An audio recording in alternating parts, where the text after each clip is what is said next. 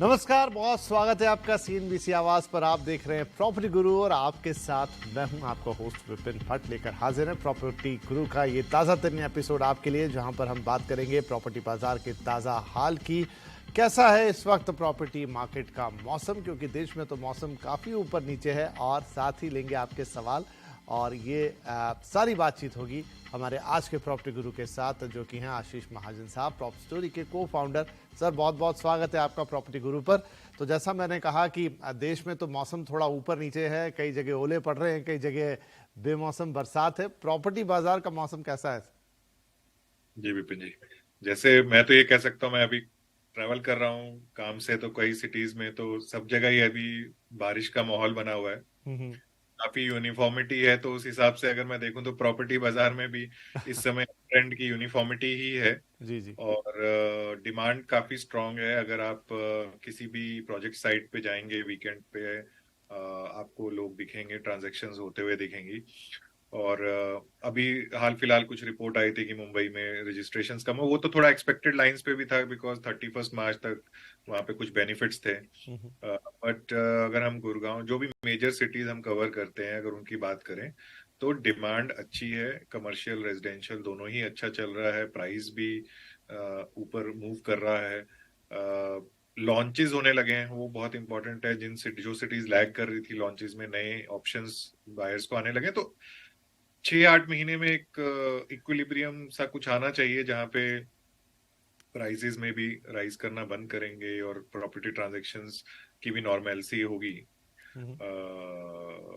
फिलहाल तो हम यही बोल सकते हैं कि सेलर्स मार्केट है, मतलब बिल्डर्स के हाथ में ही मार्केट है। बायर्स हैव टू टेक जो बिल्डर्स हैव टू ऑफर। सो ठीक है जी, तो बढ़िया है। प्रॉपर्टी बाजार में डिमांड बढ़ी हुई है, जैसा आशीष जी बता रहे हैं, बनी हुई है। और नए लॉन्चेस भी अब तो आने लग गए हैं, लोगों को ज़्यादा ऑप्शन मिलते हुए नजर आएंगे, और ऑफ टेक प्रॉपर्टी का हो रहा है। तो कुल मिला के बाजार का जो मोमेंटम था वो अभी भी कायम दिख रहा है। थोड़ा बहुत ऊपर नीचे चलता है, लेकिन ओवरऑल एक स्टेडी मोमेंटम बाजार में मौजूद है। चलिए, तो ये तो हुआ बाजार का हाल, और अब हम लेते हैं अपने कॉलर्स को। हमारे पहले कॉलर है ऋतुराज जयपुरियार, मुंबई से हमें कॉल कर रहे हैं। ऋतुराज जी बहुत स्वागत है आपका। Afternoon sir. क्या सवाल पूछना चाहेंगे आप? आ, आ, सर, मेरा सवाल ये है कि मैंने एक प्रोजेक्ट में इन्वेस्ट किया है, just a flat of mind. तो मैं जैसे चार्टर अकाउंटेंट बना, मैंने 6 महीने में थॉट एक प्रॉपर्टी खरीदते। तो बॉम्बे में तो मेरे लिए रेट्स बहुत हाई थे। मैंने गुड़गांव में खरीदा है, सेक्टर 99A में। ओके। तो जो सोसाइटी है, जो प्लॉट है, उसका नाम है रहेजा वानिया। इस बार रहेजा ग्रुप ओन, जो दिल्ली में बहुत फेमस है। तो इनका सर हुआ ये है कि इनका 3 टावर्स हैं, और इनका डिलीवरी था 2019, बट वो एक्सटेंड होकर 2020 हो गया। फिर कोविड आया और थोड़ा पोल्यूशन की वजह से 1-2 साल और बढ़ गया। तो 2022 लास्ट ईयर मैंने डिलीवरी देना था। बट लास्ट 1 ईयर से सर यहाँ पे कोई कंस्ट्रक्शन नहीं हो रहा है। उनके अगल बगल जो उनका लैंड है, वहां पे वो प्लॉट सेल कर रहे हैं। जब मैंने उनसे बहुत जेन्युइनली पूछा कि क्या सिचुएशन है, तो उनका रीजन ये था कि हम प्लॉट सेल करके फंड इकट्ठा कर रहे हैं, तो हम कंस्ट्रक्शन कर पाएंगे। अब लेकिन सर, उनका जो डिलीवरी डेट था वो भी निकल गया। मेरे जैसे ऐसे बहुत सारे इन्वेस्टर्स है जो न्यू टाइम है, जो फर्स्ट न्यू इन्वेस्टर्स है, फर्स्ट टाइम इन्वेस्ट कर रहे हैं। अब हम सबका समझे 60-70% of the fund is block. Remaining 30% जब कंस्ट्रक्शन पूरा होगा तब होगा। और डिलीवरी पीरियड भी चले गया है एंड फंड्स भी ब्लॉक हो गया है। तो इसमें सर क्या करना चाहिए? ठीक है ऋतुराज, तो पहले तो मैं आपको बधाई दूं कि आपने चार्टेड अकाउंटेंसी का कोर्स सक्सेसफुली किया, और अब बनते ही साथ आपने सोचा कि चलो जल्दी से जल्दी एक बढ़िया निवेश किया जाए। तो इसके लिए तो बधाई के पात्र हैं आप। अब इस पर्टिकुलर प्रोजेक्ट रहेजा वानिया में, जिनमें इनकी बुकिंग है ऋतुराज की, इसकी क्या स्थिति है? क्या कंपनी जो बातें कर रही है वो ठीक है कि वो फंड इकट्ठे करके इसे डिलीवर करेंगे? वो ठीक है, जब करेंगे तब करेंगे, लेकिन आज की तारीख में तो इनका कैपिटल ब्लॉक हो गया। क्या करना चाहिए इन्हें? विपिन जी, दिल्ली एनसीआर और बाकी सब शहरों में भी, बट दिल्ली एनसीआर थोड़ा सा स्टैंड आउट रहता है। ये प्रॉब्लम ऑफ नॉन डिलीवरी और डेवलपर के बिहेवियर और नॉट प्रोमिसेस पे नहीं कर पाना बहुत ज्यादा प्रेवलेंट रहा है। देखिए, ऐसे मामलों में कुछ बायर्स के पास में कोई सैक्रोसेंट को, मतलब गवर्नमेंट अभी तक टू बी ऑनेस्ट फेल ही हुई है। तो कि मेरा प्रोजेक्ट या मेरे साथ जो एग्रीमेंट है बिल्डर का वो ऑनर नहीं हुआ, तो एक ऑटोमेटिक तरीका होना चाहिए टू से कि मेरा रिफंड हो, मुझे कुछ पेनल्टी मिले, मेरा घर मिले। तो ये सब चीजें पेपर्स में एग्जिस्ट करती है। मैं खुद बोल सकता हूँ अपने पर्सनल एक्सपीरियंस से कि आप रेरा को भी अप्रोच करोगे बहुत शहरों में तो आपको कुछ रियायत ही नहीं मिलेगी, या रियायत मिलेगी वो सिर्फ एक पेपर वर्क की तरह रह जाती है। इनके एक पर्टिकुलर केस के बारे में बोलने की जगह मैं यही शेयर करना चाहूंगा कि अभी हो क्या रहा है। कुछ प्रोजेक्ट्स हैं जो बिल्कुल ही स्टक हैं, लिटिगेशन चल रही हैं, पर डेवलपर्स ही एब्सकॉन्डिंग है। तो आई डोंट नो आगे उनका फ्यूचर क्या है।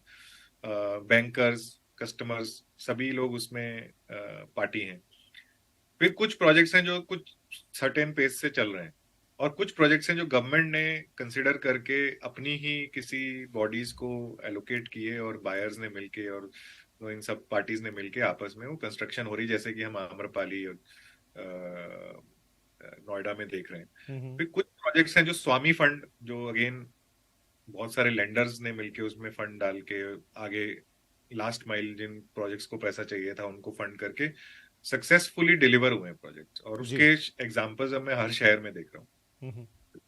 एज ए बायर आपको सबसे पहले तो यू हैव टू बी, आपको लिटिगेशन में पार्टिसिपेट करना ही पड़ेगा, राइट। और आशीष जी एक बहुत सही बात कह रहे हैं कि तमाम कोर्ट की जो रास्ते हैं उसकी जगह कोई ऑटो मैकेनिज्म होना चाहिए जिसके जरिए ये हल हो। अभी फिलहाल वो कब होगा, कैसे होगा, लंबी बात है, लेकिन ऋतुराज आपके लिए तो यही सलाह है, तमाम ऐसे लोगों के लिए, कि आपको फिर उस लिटिगेशन का पार्ट तो बनना पड़ेगा, इंतजार भी करना पड़ेगा, पेनफुल होगा, लेकिन फिलहाल यही रास्ता है।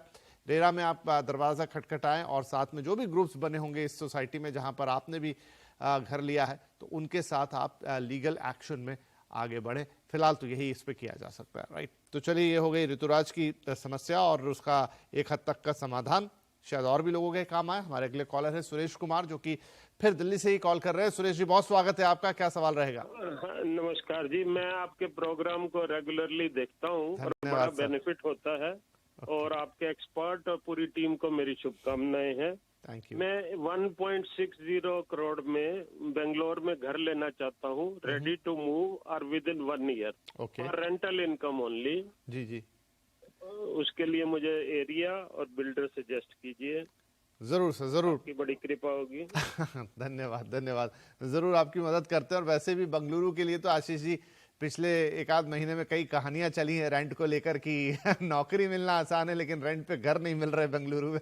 एनीवेज, तो सर खरीदना चाहते हैं और खरीद के उसे रेंटल इनकम उससे कमाना चाहते हैं। 1.5 करोड़ से ऊपर का बजट है और पूरा बेंगलुरु ही ओपन है। कौन सा एरिया, कौन सा डेवलपर, कौन सा प्रोजेक्ट, ऐसा सुझाव चाहिए? जी विपिन जी, बेंगलुरु एक आईटी कैपिटल है और भी तमाम तरह की इंडस्ट्री है, लेकिन डिमांड और जो रेंटल यील्ड आईटी सेक्टर में आ जाती है, आईटी एरियाज में, वो अनमैच्ड है। इनफैक्ट मेरी कैलकुलेशन के हिसाब से मुंबई में बेंगलुरु में सबसे अच्छी रेंटल यील्ड मिलती है, 3-3.5% तक भी चला जाता है। तो हम कह रहे हैं 1.5 करोड़ की प्रॉपर्टी में 5-6 लाख रुपए का रेंट कमाया जा सकता है। तो एकदम सेफ बेट अगर किसी को लेना है तो वाइट फील्ड, सरजापुर रोड, ये जो टेक बेल्ट है, हॉट बेल्ट बोलते हैं इनको टेक के, इन एरियाज में इनका बजट ठीक है। थोड़ा सा स्ट्रेच करेंगे तो बहुत अच्छी शानदार प्रॉपर्टी, शोभाल, प्रेस्टीज इन बिल्डर्स की इनको मिल सकती है। फ्रेश में मेरे ख्याल से इनको कुछ मिलना मुश्किल है, तो इनको रीसेल में ही कुछ ट्रांजेक्शन ढूंढना होगा। रेंटल जैसे मैंने बोला 3.5-4% के आसपास का इनको सालाना इनकम आ सकती है, और अबाउट 1300-1400 स्क्वायर फीट से लेके मे भी कुछ प्रॉपर्टीज में 2000 स्क्वायर फीट तक के अपार्टमेंट इनके बजट में आ जाएंगे। तो व्हाइट फील्ड, सरजापुर रोड, ये वो इलाके हैं जो बेंगलुरु का हाईटी हार्ट लैंड माना जाता है। सही आशीष जी की बात कि अगर आपको रेंटल यील्ड ही कमानी है तो आपको यहीं इन इलाकों में नजर डालनी है। ऑप्शंस उन्होंने आपको दिए कुछ, एक तो एक नजर डालिए पहले, आपके बजट में काफी कुछ अच्छा आ जाएगा। और क्योंकि नियर बाय पोजीशन आपको चाहिए, वहाँ थोड़ा सा वक्त लग सकता है क्योंकि बेंगलुरु में काफ़ी कुछ चीज़ें बिकी हैं और इन्वेंट्री के लेवल अभी कुछ उस तरीके से शायद बिल्ड नहीं। आशीष जी, क्या स्थिति है इस समय नए प्रोजेक्ट के लॉन्चेस की और इन्वेंट्री की? क्या इनको मिल जाएगा तुरंत 1 आध साल के अंदर? जैसे मैंने बताया, अगर ये बिल्डर के पास जाके ढूंढेंगे इस तरह का यूनिट तो वो शायद मिलेगा, क्योंकि इनके प्रोजेक्ट नहीं अवेलेबल है। पर रीसेल मार्केट में इनको मिलने के चांसेस बेटर हैं, क्योंकि इनका ये है कि रेडी टू मूव इन तो है नहीं, जिस कैटेगरी में ढूंढ रहे। और बाकी आपने मेरे से पूछा कि वहाँ इन्वेंट्री सिचुएशन कैसे है, तो बेंगलुरु में कुछ बड़े लॉन्चेस अभी रिसेंटली हुए हैं, कुछ ही हुए हैं, बहुत ज्यादा नहीं है। पर अभी इलेक्शंस का भी समय है, शायद माना ये जा रहा है कि इलेक्शन के बाद काफी सारे लॉन्चेस आने चाहिए। इनफैक्ट लोढ़ा जो एक बहुत बड़ा नाम है पूरे देश में, वो भी बेंगलुरु में अब प्रोजेक्ट लेके आ रहे हैं, पर अभी कुछ भी नहीं है। मे बी तो उसमें तो फिर वक्त लगने वाली बात है कि आने वाले वक्त में वो लॉन्चेस होते हुए दिखेंगे और उसमें से ऑप्शन आएंगे। चलिए, तो इसी के साथ वक्त है हमारे लिए एक छोटे से ब्रेक का, लेकिन ब्रेक के बाद बातचीत जारी रहेगी।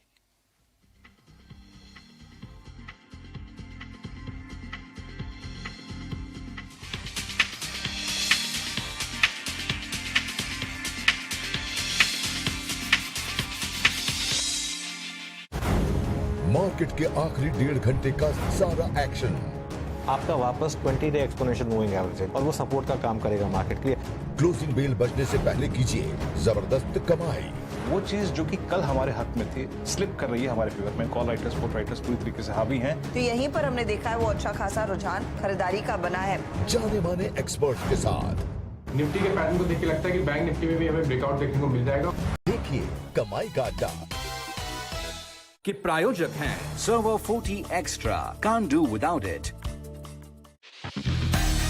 यहाँ शेयरों से जुड़े हर सवाल का मिलेगा जवाब। 26,555 में लिया था। 3700 रुपए पर शेयर का लॉस है इनको। स्टॉप लॉस 21,700 का लगा के इसे होल्ड करें। FNO में क्या पोजीशन लें, होल्ड करें या बेच दें। बेसिक चार्ट स्ट्रक्चर पॉजिटिव है, 1360 या तक होल्ड कीजिए। स्टॉक्स से जुड़े आपके हर कंफ्यूजन का वन स्टॉप सॉल्यूशन। इनको 340 के स्टॉप लॉस की सलाह दूंगा। देखिए ट्रेडर्स हॉटलाइन सिर्फ CNBC आवाज पर। Powered by Canara Bank. Together we can. एक आवाज जो कभी दबती नहीं। ये वो चैनल नहीं है जहाँ पे शोर मचा के आप डिबेट करें। एक आवाज जो सामने लाती है असली मुद्दे। भगवान राम और रामचरितमानस पे इस तरीके की टिप्पणियां राजनीति से प्रेरित हैं क्या? एक आवाज जो सिर्फ देश को रखे आगे। क्या बिहार में अब 2024 का चुनाव मंडल और कमंडल के बीच में होगा? बहस के शोर से अलग देश की सबसे असरदार बहस। देखिए आवाज अड्डा। निफ्टी का ये लेवल 30,440 अगर होल्ड कर रहा है तो शायद हमारा दिन अच्छा हो सकता है। अपने पहले ट्रेड से बनाइए अपनी हर मॉर्निंग को रॉकिंग। लॉजिकली अगर इतना रुपये वीक होगा तो बैंक्स गिरने चाहिए और IT चलना चाहिए। मार्केट के सबसे अनुभवी और भरोसेमंद एक्सपर्ट्स के साथ जिस तरह से स्ट्रेंथ बनी है ये 325 पे रखना है। बुल या बियर के फियर फैक्टर को कहिए गुड बाय। मार्केट अब स्टेबिलिटी दिखा रहा है तो अब आप बाकी स्टॉक्स पर एक कॉल ले सकते हैं। देखिए पहला सौदा CNBC आवाज पर। Powered by Canara Bank. Together we can.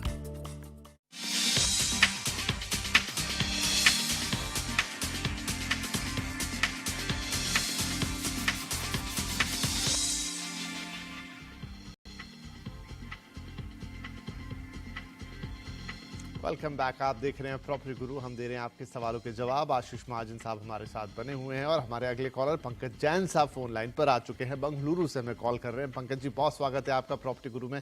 क्या सवाल रहेगा? बोल रहा हूँ। हाँ जी, हाँ जी। मेरा सवाल ऐसा है कि मैंने 2015 में एक प्रॉपर्टी खरीदी थी। 2 BHK था, करीब 43 लाख में। महावीर मार्वल नाम की प्रॉपर्टी है और ये एरिया है कोडी चिकना हल्ली, जो बोमन हल्ली के काफी पास है। ओके। तो अब मेरा सवाल है कि इस प्रॉपर्टी का कोई रेट इतना, मैंने रीसेल में खरीदा था इसको, और इस प्रॉपर्टी और इस एरिया में मैं इतना कोई चेंजेस देख नहीं रहा हूँ। रेट काफी उसी तरफ कॉन्सेंट्रेट है, अभी कुछ 50 लाख के आसपास मिल रहे हैं इसमें। बट ये करीब 6 महीने से साल भर के अंदर इस एरिया में मेट्रो आने वाला है। ओके। और मेट्रो लाइन मेरे यहाँ से करीब 1.5 से 2 किलोमीटर रहेगी। तो मुझे बेचना है, एग्जिट करनी है इस प्रॉपर्टी से। तो आपकी क्या एडवाइस रहेगी? मेट्रो आने का वेट करूं, और मेट्रो आने के बाद मैं क्या एप्रिसिएशन एक्सपेक्ट कर सकता हूँ इस प्रॉपर्टी में? अच्छा सवाल है आपका ये काफी ज्यादा, कि क्या करना चाहिए। एप्रिसिएशन कुछ खास आज तक मिला नहीं, लेकिन एक बड़ा इंफ्रास्ट्रक्चर प्रोजेक्ट मेट्रो जैसा आपके पास आ रहा है, जिससे डेफिनेटली इलाके की कनेक्टिविटी बेहतर होगी। तो क्या करना चाहिए आशीष जी? इन्हें इंतजार करना चाहिए कि मेट्रो आ जाए, उसके बाद भी थोड़ा और टाइम देना चाहिए, या फिर कुछ खास एप्रिसिएशन की उम्मीद इस इलाके में मुश्किल है? जी, जो ये एरिया बता रहे हैं विपिन जी, ये बेंगलुरु की काफी बड़ी बेल्ट ऑफ टेक जो है, इलेक्ट्रॉनिक सिटी, जहां से मेजर आईटी पार्क स्टार्ट हुए, लेकिन ओवर द इयर्स बाकी जगहों पे एस्टेब्लिशमेंट बहुत बड़े और हाई पेइंग हो गए, तो इलेक्ट्रॉनिक सिटी थोड़ा लैग किया। उसका रीजन भी था कि electronic city connectivity current airport से बहुत, मतलब वो बहुत दूर पड़ता है, 60-70 किलोमीटर दूर पड़ता है। पर और काफी रेस्ट ऑफ सिटी से, मतलब आप मानेंगे नहीं, इलेक्ट्रॉनिक सिटी इतनी बड़ी लोकेशन है लेकिन वहाँ कोई मॉल्स नहीं है, तो अभी मॉल्स बन रहे हैं। मतलब मूवी देखने भी आना हो तो आपको 15-16 किलोमीटर आगे आना पड़ता है। तो बट मेट्रो जो उन्होंने खुद ही हाईलाइट किया कि मेट्रो बिल्कुल वहां पे आ जाएगी इस साल के अंदर, और ये बहुत बड़ा गेम चेंजर होने वाला है उस पर्टिकुलर लोकेलिटी के। इनफैक्ट जस्ट थोड़ी देर पहले ही मैं पढ़ रहा था कि प्रेस्टीज जो एक लीडिंग बिल्डर है पूरे देश का और डेफिनेटली टॉप 3 ऑफ बेंगलुरु, उन्होंने कुछ 60 एकड़ जमीन बेंगलोर के उस तरफ ही खरीदी है। अभी जो इस प्रॉपर्टी में ये है, कुछ कई बार जिस पर्टिकुलर बिल्डर प्रॉपर्टी में आप होते हैं उसके किसी फैक्टर्स के कारण आप जरूरी नहीं है कि सब सारी राइज आपको मिल सकती है। तो अगर फंड की जरूरत है तो उनको मेट्रो आने वाली कोई मतलब संभावना के कारण भी रेट बढ़ते हैं। अब बात यह है कि जब मेट्रो आ जाएगी उसके बाद कितना फर्क पड़ सकता है, 5-8-10% का। क्या ये फंड अभी चाह के कहीं और लगाना चाहते हैं, कुछ प्लॉट वगैरह खरीद सकते हैं, बेंगलोर में प्लॉट भी बहुत मिल जाते हैं, तो वो थोड़ा सा इनका पर्सनल कॉल हो जाएगा। लेकिन मेरे हिसाब से जो इलेक्ट्रॉनिक सिटी एरिया है वो काफी अच्छा ग्रो करना चाहिए कि मेट्रो और हाईवे की कनेक्टिविटी तो वहाँ पहले से ही है, मेट्रो आने वाली है। और अभी होसूर, ये सारा होसूर रोड पे पड़ता है, होसूर तमिलनाडु में, मतलब बॉर्डरिंग टू इलेक्ट्रॉनिक सिटी। वहां पे एक एयरपोर्ट है जो हर 1-2 साल में न्यूज आती है कि वो एयरपोर्ट अब कमर्शियलाइज हो जाएगा। तो अगर वो होता है तो वो बहुत बड़ा डेवलपमेंट है इस एरिया के लिए। फिर बेंगलुरु में जो 70 किलोमीटर आपको जाके एयरपोर्ट जाना पड़ता है, जरूरी नहीं है आप वहां से 15 किलोमीटर में एयरपोर्ट आ जाएगा, शायद 15-20। तो ये इस तरह की डेवलपमेंट्स उस तरफ भी होंगी। अब मेरी तरफ से ये कह पाना कि ये अगले 4 साल में हो जाएंगे या 5 साल में, बहुत मुश्किल है, बट चीजें चेंज हो रही हैं। और अगर वो प्रॉपर्टी भर गई है और अब ऑक्यूपाइड है तो इनको रेंटल यील्ड वगैरह भी अच्छा मिलना शुरू हो जाना चाहिए अब। तो थोड़ी तो दुविधा रहेगी पंकज जी, सवाल आपका अच्छा था और विस्तार से जवाब भी दे दिया आशीष जी ने। तो थोड़ा मतलब 50-50 वाला मामला है। अगर आपको पैसों की कोई जरूरत है तो निकाल लीजिए, कहीं और इन्वेस्ट कर सकते हैं वो कर दीजिए। लेकिन अगर थोड़ा और इंतजार करते हैं तो फिर मेट्रो आ गई है, एयरपोर्ट की बात, होसूर एयरपोर्ट की बात वैसे काफी लंबे समय से चल रही है, लेकिन आशीष जी बता रहे हैं कि हो जाएगा तो उसका तो बहुत बड़ा बेनिफिट मिलेगा, क्योंकि ऑल टुगेदर एक दूसरे सिरे पर है एयरपोर्ट, ये आता है तो इस इलाके की डिमांड डेफिनेटली बढ़ेगी और चीजें अब धीरे धीरे सेटल हो रही है। थोड़ा स्लो पेस पर हैं, लेकिन अगर आप थोड़ा बहुत होल्ड कर पाए और अगले कुछ सालों के लिए तो बहुत ही अच्छी बात है, फिर आपको इसका रियल बेनिफिट शायद मिल पाएगा। तो चलिए इसी के साथ वक्त हो गया, एक और ब्रेक ले लें, लेकिन ब्रेक के बाद तुरंत हाजिर होंगे और बातचीत करेंगे।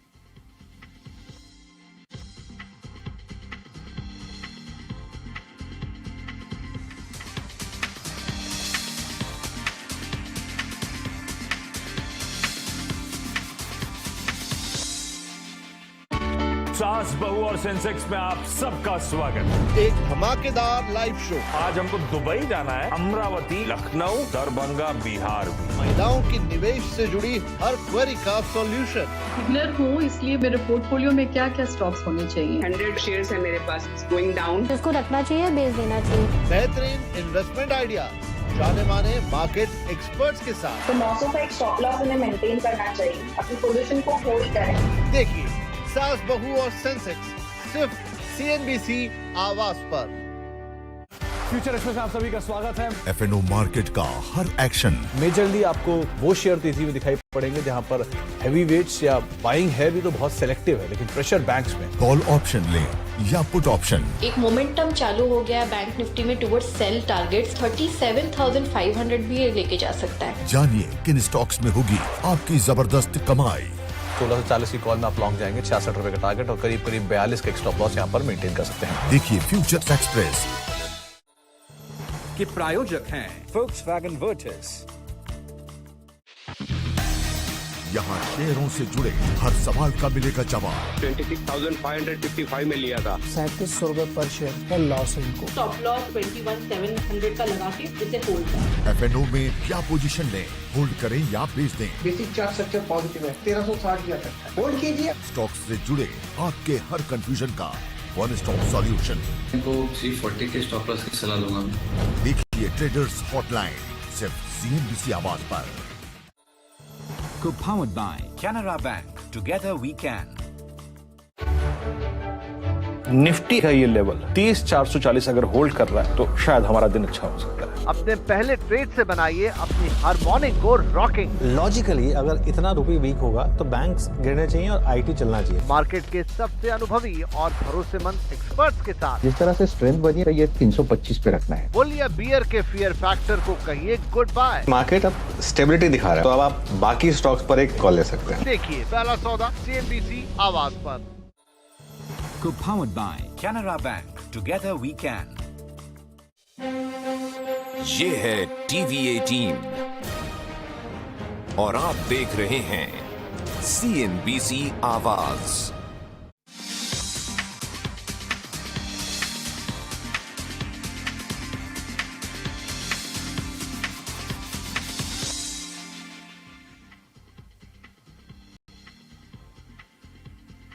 Welcome back. आप देख रहे हैं CNBC आवाज पर प्रॉपर्टी गुरु और हम दे रहे हैं आपके सवालों के जवाब। तो चलिए सिलसिले को आगे बढ़ाते हैं। सत्येंद्र बाघेल साहब हैं, कॉल कर रहे हैं राजधानी दिल्ली से। सत्येंद्र जी बहुत स्वागत है आपका प्रॉपर्टी गुरु में। क्या सवाल पूछना चाहेंगे? मेरा नाम सत्येंद्र है और मैं गुड़गांव से बोल रहा हूँ। ओके। मैं 1.5 CR में अराउंड 3 BHK गुड़गांव में देख रहा हूँ, तो कोई पर्टिकुलर एरिया जहाँ पर मेरे को सर्च करना चाहिए? ठीक है जी। 3 BHK आपने कहा, राइट?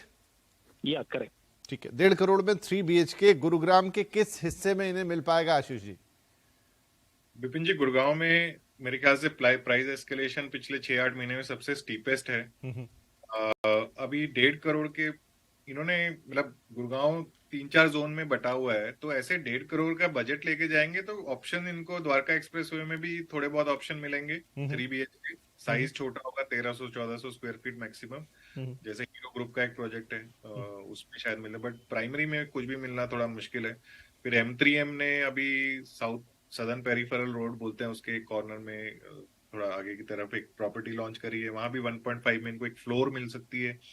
ओके, 1.5 में न्यू गुड़गांव में इनको कुछ ऑप्शंस मिल सकते हैं। फिर सोना रोड एक और नया मार्केट उभर के आया है गुड़गांव में, उस तरफ में इनको कुछ अपार्टमेंट्स मिल सकते हैं जो 1 करोड़ के आसपास है। बट अगर आप कहेंगे कि गुड़गांव MG रोड और एक्सटेंशन रोड, इधर इस बजट में कुछ नहीं मिलता है और कुछ पुरानी सोसाइटीज में भी फ्लोर्स, गुड़गांव में क्या है मल्टी स्टोरी एक कॉन्सेप्ट है और दूसरा फ्लोर्स का कॉन्सेप्ट है, तो फ्लोर्स में थोड़ा बजट कम में मिल जाती है चीजें। लेकिन जो हॉटेस्ट मार्केट्स हैं गुड़गांव की, द्वारका एक्सप्रेसवे, MG रोड और गोल्फ कोर्स रोड और एक्सटेंशन रोड, इस पे ये बजट कम पड़ जाता है। फिर भी कुछ इक्का दुक्का ऑप्शंस आपको मिल सकेंगे।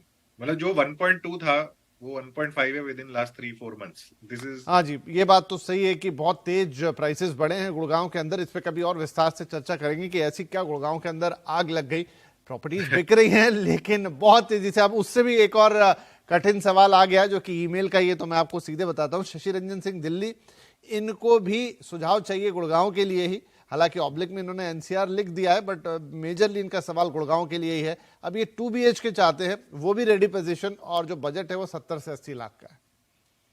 देखिए विपिन जी, गुड़गांव में एक स्कीम है अफोर्डेबल हाउसिंग स्कीम। ओके, तो अफोर्डेबल हाउसिंग स्कीम जब गवर्नमेंट ने लॉन्च करी थी तो उसमें डेवलपर्स को कुछ बेनिफिट्स दिए गए थे टैक्सेशन और FSI के उनमें, लेकिन ये रहा था कि आप एक 2 बेडरूम हाउस 25-26 लाख से ऊपर नहीं बना, मतलब एरिया भी डिफाइंड था, कॉस्ट भी डिफाइंड था, सब कुछ।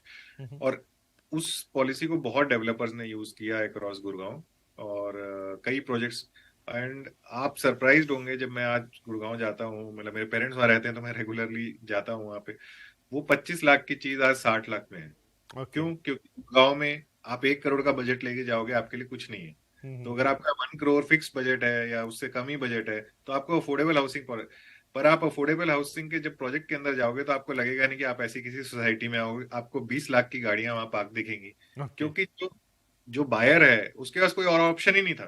तो ये सप्लाई डिमांड का गेम है। तो अफोर्डेबल हाउसिंग पॉलिसी आज भी है, लेकिन मेरे आई थिंक आप जिस पॉलिसी की बात कर रहे हैं सर, ये हरियाणा गवर्नमेंट की पॉलिसी थी, जिसकी हरियाणा गवर्नमेंट की पॉलिसी है। अब बात ही आ जाती है कि पॉलिसी आज भी है, थोड़ा बहुत उसका रेट रिवाइज हुआ है, पर मेरे ख्याल से अब डेवलपर्स उस पॉलिसी का बेनिफिट नहीं ले सकते क्योंकि cost of construction has gone up significantly. तो अभी भी अफोर्डेबल के कुछ प्रोजेक्ट्स हैं जो एक सर्टेन प्राइस में अवेलेबल हैं, 30 लाख या कुछ, तो या तो ये उन प्रोजेक्ट्स में जाए जो नए हैं और कुछ टाइम में डिलीवर हो जाएंगे। पर मैंने जो सुना है रिसेंटली कि डेवलपर्स को अब दिक्कत आ रही है क्योंकि कॉस्ट ऑफ कंस्ट्रक्शन और कॉस्ट ऑफ सेल, वो उनमें गैप बहुत कम रह गया है। क्योंकि गवर्नमेंट ने डिफाइन कर रखा है ना, इससे ऊपर आप कॉस्ट ऑफ नहीं ले जा सकते, और जो सेकेंडरी में अवेलेबल है वो उस प्राइस से ऑलमोस्ट डबल है। क्योंकि मेरे को आज ही चाहिए और रेडी प्रोडक्ट चाहिए, और गुड़गांव में 60-70 लाख में कुछ नहीं मिलता। लेकिन आपने जो ऑप्शन बताया ये बढ़िया ऑप्शन है कि अगर कुछ आप देख रहे हैं तो उस अफोर्डेबल हाउसिंग स्कीम के तहत, इसका काफी चर्चा भी हुआ था एक बार जब ये आई थी, बहुत सारे प्रोजेक्ट आए, और अब जैसा कह रहे हैं आशीष जी के दाम दुगने हो चुके हैं जितनी उनकी ओरिजिनल कॉस्ट थी। तो किसी नए प्रोजेक्ट में भी देख सकते हैं, लेकिन रेडी माफ कीजिए सेकंड सेल्स में भी मिल जाता है तो आपके बजट में तो आ जाएगा, और रहन सहन में आपको कोई ऐसा अंतर नहीं लगेगा कि कोई अफोर्डेबल प्रोजेक्ट है या कोई इंफीरियर प्रोजेक्ट है जो आप सोच रहे थे वैसा नहीं है। तो एक बार ट्राई जरूर कीजिए। चलिए, इसी के साथ वक्त हो गया है कि हम आपसे इजाजत ले। जाने के पहले आशीष जी का शुक्रिया कहेंगे कि आपने वक्त निकाला और हमारे दर्शकों के सवालों के जवाब दिए, और साथ ही दर्शकों का भी शुक्रिया, आप हर हफ्ते इतने पेशेंटली हमें सुनते हैं, इतने सारे मेल्स भेजते हैं, इतने सवाल हमें पूछते हैं। तो ये प्यार और ये साथ बरकरार रखिए। pg@moneycontrol.com कईयों को याद है लेकिन नहीं है तो दोबारा नोट कर लीजिए। इस पर आप हमें कोई भी क्वेरी हो जो कि रियल एस्टेट से रिलेटेड है भेज सकते हैं। हमारी कोशिश होती है कि हम उनका बेहतरीन से बेहतरीन जवाब आपको दे सके, ताकि आप अपने इस सबसे बड़े डिसीजन को आसानी से और सही तरीके से ले पाए। तो चलिए, इस हफ्ते के लिए इतना ही। अगले हफ्ते आपसे फिर मुलाकात होगी, तब तक के लिए अपना ध्यान रखिए। नमस्कार।